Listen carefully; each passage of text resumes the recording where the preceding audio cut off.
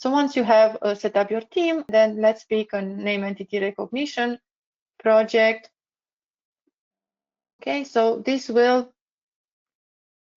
change the configuration behind the scene, and you'll be able to preview how the project would look like on the right side of the screen. Here you see a preview, a default configuration for this project. Let's move on. We have added this option to allow users to select which part of the documents they want to annotate in case you want to run pre-annotation using LLMs.